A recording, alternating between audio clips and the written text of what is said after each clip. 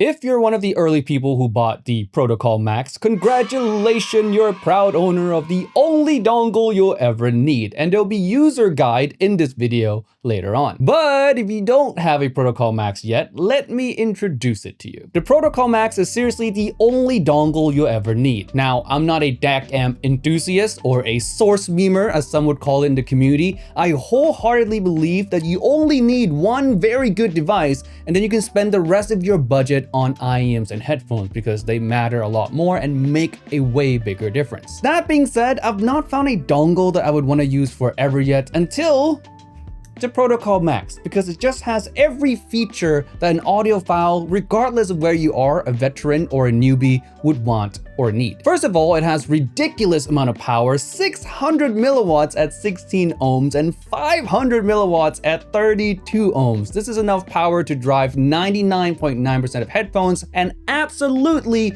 too much power for nearly every IEM. Now, the usual con of having this much power is the insane power draw, which will quickly, basically, speed run your phone battery. But Kryn actually thought ahead of this and built in an eco mode, which reduces the power output, but also reduces the battery draw. Now, your phone won't die as easy, but you still get access to enough power to drive majority of IEMs and some headphones. Now, the second powerful feature that the Protocol Max has is what I consider the audiophile's wet dream.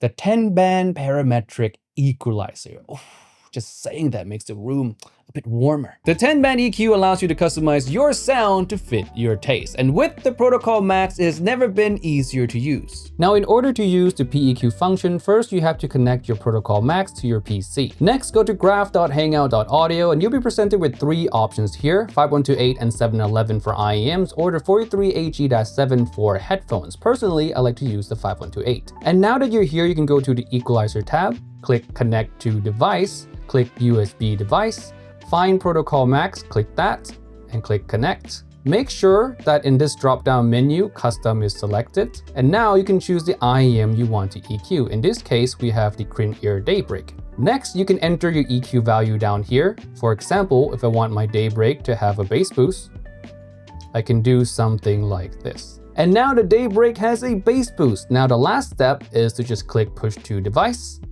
And if it's successful, you'll see a notification down here that says so. And now the EQ profile is stored directly onto the Protocol Max and you can just use it as normal. And a side note, you can click Pull from Device to see what's currently on the Protocol Max. Now I know what you all are thinking. I don't know how to EQ. It looks like rocket science to me. What are all these tabs? What are all these numbers? And I agree. If you're new, this all can look very daunting. So I decided to go ahead and just make a few presets just for you guys. You want more bass, less bass, more treble, less treble, more vocals, less vocals, you want warm and rich, or you want clear and open. Just pause the video at any point and copy the values. And if you want to fine tune even more, you can adjust the gain tab and move it up or down to increase or decrease the effect. Additionally, you can also combine the presets for even more customization. Now, an important thing I want to point out is how PEQ completely eliminates the FOMO to buy more devices. You guys probably heard a lot of people say that a certain device is warmer, a certain device is brighter, more sterile, more analytical, and certain IEMs work better with warmer sources, certain IEMs work better with brighter sources, etc., etc. Well, with PEQ, you can just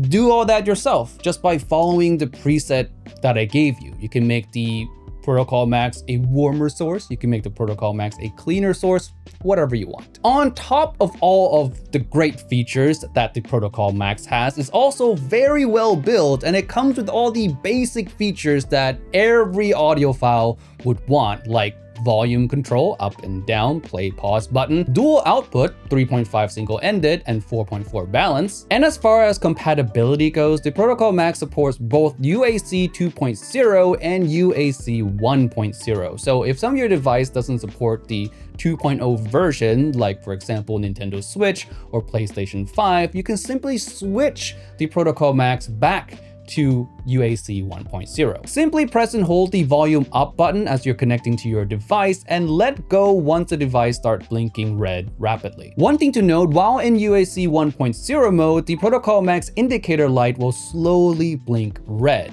this is normal. And if you find the indicator light to be a bit annoying at nighttime, you can hold down the volume up and down button for about a second to turn it off, and you can do the same thing to turn it back on. In summary, the Protocol Max is simply the most complete dongle experience that I've ever experienced, and likely will be my last dongle for many years to come. And if you want to try it out for yourself, we have demo units over at the Hangout. We're located at 200 Southbridge Road, level 1 in Chinatown. Come on down, try the Protocol Max with the hundreds of IEMs we have available for demo. But if you're not fortunate enough to be in Singapore, but you feel like the Protocol Max is the dongle for you, why not consider purchasing from us at Hangout.audio, our online retail store. And right now, we even have a bundle deal going on with the Crin-Ear Daybreak, and you can save a total of 10% off those 2 items. On top of that, we also ship globally and for free on orders over $30. And with that being said, remember friends, if it's not on the list, it doesn't exist. See you next week.